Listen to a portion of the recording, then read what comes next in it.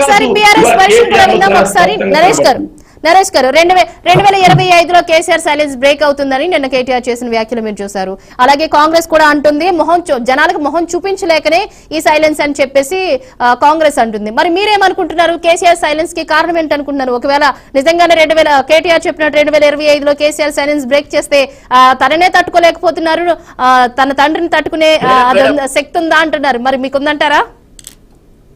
కాదు మేడం, కేసీఆర్ జనాలకు ముఖం చూపించలేకపోవడం కాంగ్రెస్ అనడం కాదు మేడం, భారతీయ జనతా పార్టీ ఎప్పుడో అన్నది.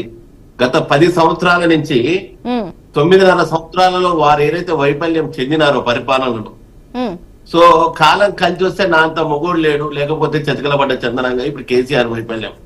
కేసీఆర్ తోటి అక్కడ ఉన్న ఫ్యామిలీలు అందరికంటే నాకు ఎక్కువ అనుబంధం ఉన్నది, వారితో కలిసి పనిచేసి గతంలో టీఆర్ఎస్ పార్టీ వ్యవస్థాపకంలో మేము కూడా కీలక పాత్ర ఉన్నాం కాబట్టి ఆ పార్టీకి దానికి సంబంధించిన ఒక 6-7 ఏళ్ళు యాక్టివ్ ఎంతో ఉన్నాను కాబట్టి కేసీఆర్ గారు ప్రజలతోటి అంటే కార్యకర్తలతోటి ఆ రోజుల్లో కూడా ఎప్పుడో ఒకసారి కలుస్తుంది. ఎన్నోసార్లు ఎన్నో పేపర్లు రాసినాయి, కార్యకర్తలకు అందుబాటులో లేడు, లీడర్లను కలవడు, పోయిన వాళ్ళని గంటల కూర్చోబెడతారు. వారి నేచర్ అది.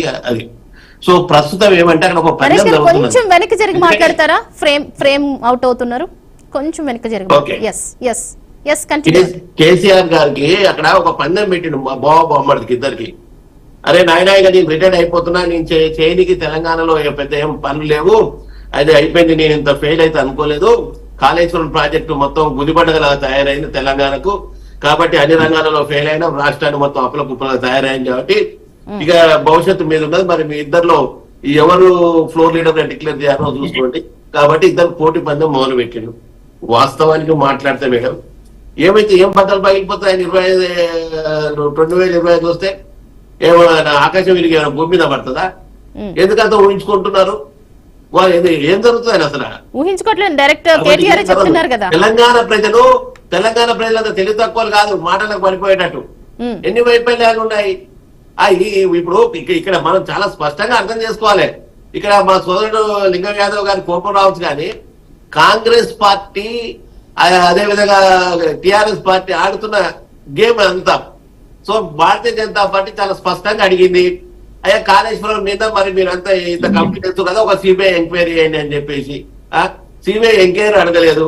అదే సంబంధించి ఏదైతే ఈ ఫోన్ ట్యాపింగ్ ఎంత పెద్ద ఇష్యూ, దేశంలోనే సెన్సేషనల్, నేషనల్ లీడర్లను కూడా వాళ్ళని ట్యాప్ చేసినట్టు ఇవన్నీ వస్తే ఎమ్మటే మా కిషన్ రెడ్డి గారు, మా ఈటల రాజేంద్ర గారు చాలా స్పష్టంగా అడిగారు.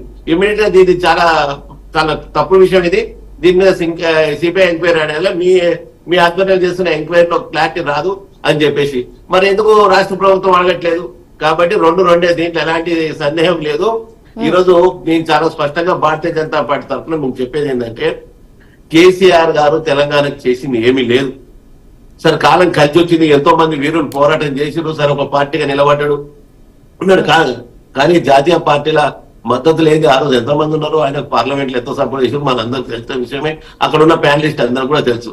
సో భారతీయ జనతా పార్టీ 1999 నుంచి మొదలు పెడితే చివరి వరకు 97లోనే కాకినాడలో తీర్మానం చేసిన కథ మనం మర్చిపోకూడదు. ఒక ఓటు 2 రాష్ట్రాలకి. సుష్మా స్వరాజ్ తల్లి ప్రైవేట్ బిల్స్ 3 సార్లు పెట్టి ప్రయత్నం చేసింది అక్కడ. సో ఇవన్నీ ఫోర్స్ తట్టుకోలేక సరే తెలంగాణ వచ్చింది. సరే వారు ఓ ప్రాంతీయ పార్టీ పోరాటం చేయబట్టి ఆ క్రెడిట్ కొట్టేసారు, 10 ఏళ్ళు అధికారంలో ఉన్నారు. సరే నేను 4.5 సంవత్సరాలు ఎలక్షన్ల ముందు 6 నెలలు ముందు వచ్చిన తర్వాత అరే నేను నాకు టైం సరిపోలేదు కాబట్టి మళ్ళీసారి అధికారంలోకి వస్తే నేను డెఫినెట్ గా నేను మొత్తం తెలంగాణ అంతా మారుస్తా, మీ జీవితాలు మారుస్తా అని చెప్పిండు. సరే అప్పులు చేసిండు, రకరకాలుగా దాంట్లో ఖర్చు పెట్టిండు, ఎక్కడెక్కడ కమిషన్లు ఏమొస్తున్నాయి, పార్టీకి ఏ విధంగా వస్తున్నాయి, దేశం మొత్తం మీద అవసరమైతే నన్ను ఫ్రంట్ గా అధ్యక్షం చేయండి, మొత్తం ఎలక్షన్ దేశం మొత్తం నేనే చూసుకుంటాడు అన్న కాలం స్టేట్మెంట్స్ కూడా మనం చూసాం, పేపర్ లో వచ్చినాయి, మనం మర్చిపోకూడదు. అందరికి నేనే చూసుకుంటా, మొత్తం నన్ను చేయండి. సో ఈ విధంగా పూర్తిగా రాష్ట్రాన్ని నాశనం చేసి సంపాదించినది ఈరోజు టిఆర్ఎస్ ప్రభుత్వం నాయకులు కాదా, టిఆర్ఎస్ పార్టీ నాయకులు కాదా? వాళ్ళు చేసిన అవినీతి ఈ రోజు ఒక 5-6 ఏ విధంగా చేసుకోవాలి, దానికి ఏదో పోరాటం చేస్తున్నారు, కానీ ప్రజల నుంచి ఏం స్పందన రావట్లేదు. మనం రకరకాల చూసాం, ఖమ్మంలో చూసాం, ఇక్కడ కూడా చూసాం. బ్రేక్ తర్వాత కంటిన్యూ చేద్దామని ఒక చిన్న బ్రేక్ తీసుకుందాం. బ్రేక్ తర్వాత డిస్కషన్ కంటిన్యూ